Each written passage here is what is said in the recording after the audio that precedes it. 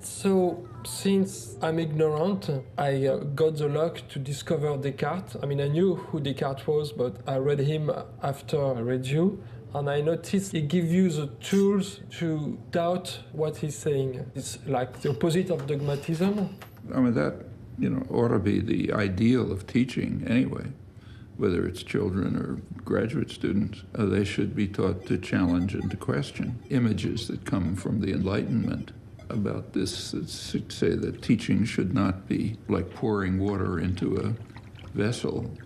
It should be like laying out a string along which the student travels in his or her own way, and maybe even questioning whether the string's in the right place. And, after all, that's how modern science started. For thousands of years, it was accepted by scientists that objects move to their natural place. So a ball goes to the ground and steam goes to the sky. These things are kind of like common sense, and they were taken for granted for literally thousands of years from Aristotle.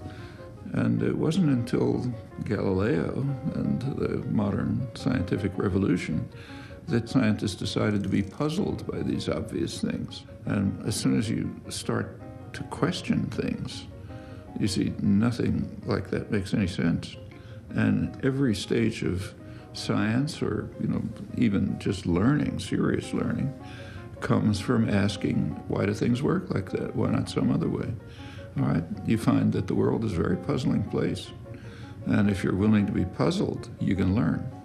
If you're not willing to be puzzled and just copy down what you're told or behave the way you're taught, you just become a replica of someone else's mind.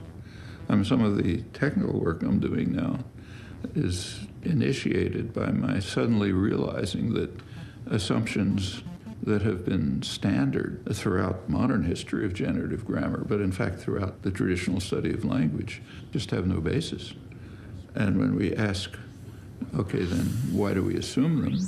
You have to look for a basis. Then lots of avenues open up. And that happens constantly.